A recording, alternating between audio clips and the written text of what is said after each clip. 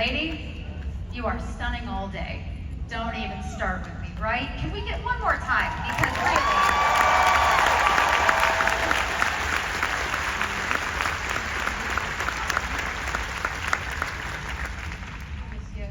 Well, it's kind of overwhelming having these women here with us.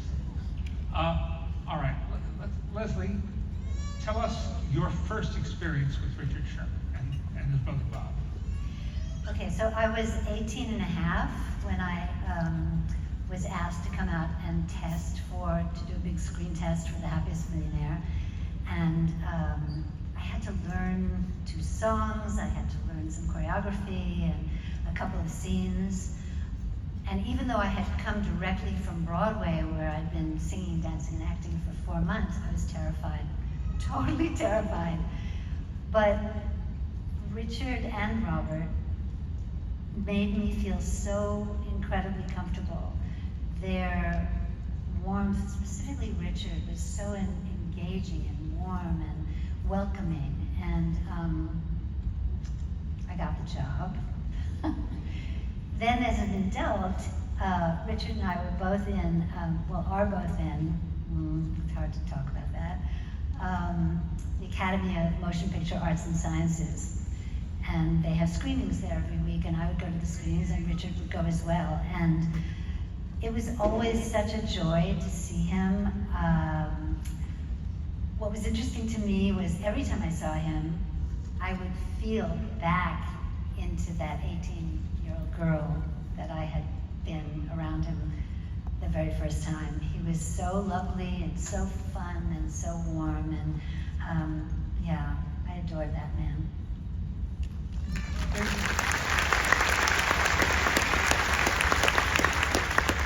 also got to star in another musical, Disney musical, made right after Walt's passing. Yes. The one and only genuine original family band. Yes. And musicals were becoming something of a rarity, so it was special. Yes. You know, and what are your memories of that experience? Well, it was a fantastic experience, and Kurt Russell played my younger brother, and Goldie Hawn played my competitive dance person in the movie, which was kind of interesting.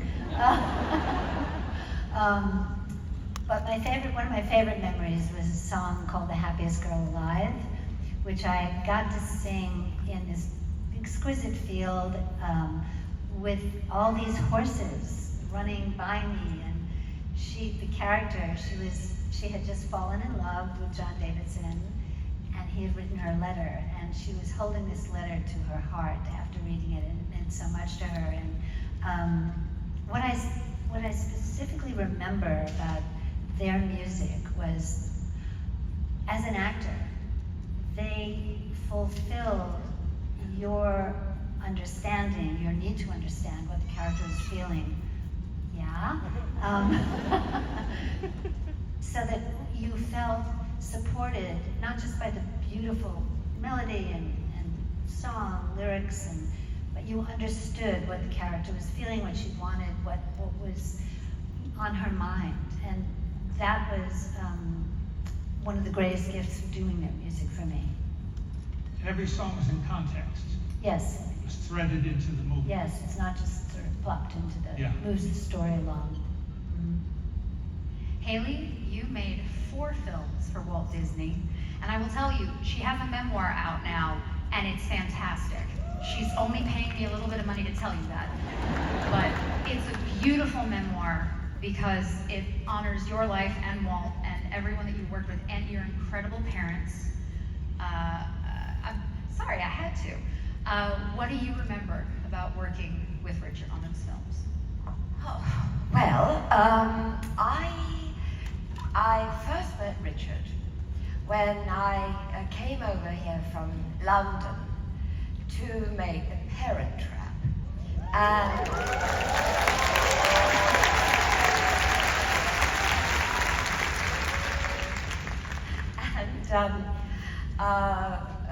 I went up to Walt's office. He said, "I want you to meet 2 very important people." And I went into Walt's office, and there in the office, standing by a baby grand piano with these two extremely attractive young men. I was delighted. I was 14. They were absolutely charming and made me feel very, very welcome. And Robert was the quieter of the two and lovely, and Richard was more ebullient. And he came up to me and he said, hey, Hayley, hi. I said, hi. And he said, we're going to play for you the song that you're going to sing in the movie. I said, good, great. And he said, now we're going to sing it for you, but of course you will sing it much better than us, which was patently untrue. So he sat down at the piano and started banging out, if that's not a rude way of putting it, the tune of Let's Get Together. And they sang it, both of them, with all their heart and soul, extremely well. And at the end of it, they made me laugh. And that was the first time I'd heard that song. And Richard was warm and lovely and all-encompassing, as everybody has said. He made you feel that he was a human being who was doing exactly what he wanted to do. He knew that he was really good at what he was doing, and it was his special purpose, and he was a happy man, and it was very infectious. They both were. They were both lovely. Now, the second memory of them was the day that I had to record the song. It was in the recording studio at Disney Studios, and I was very nervous. And I said to them, I am very nervous because I'm not a singer. And Richard said, oh, he said, don't worry, you're an actor. So act being a singer. It was very good advice. So I did. And I've done it all my life.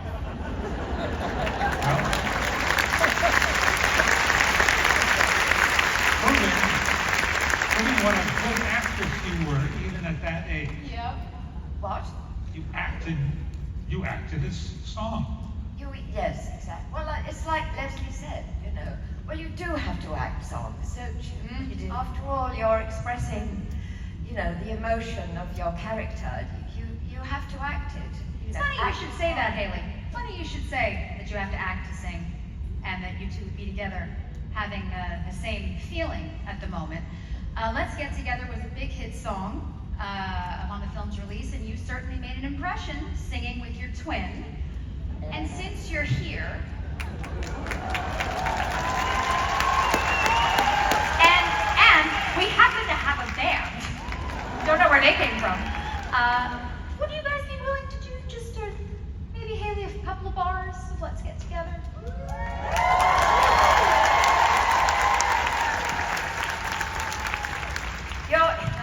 You mean you're acting me to act like a singer again? Yes. Yes, that is what I'm doing. I'm Well- acting like her twin. Okay. No, I've always avoided it. I've avoided it for years and years and years. And it's a long time since I've done any singing. Besides, to be perfectly honest, I could only possibly do it if I had if I had my twin to sing with. I have good news for you, my friend. Lesley.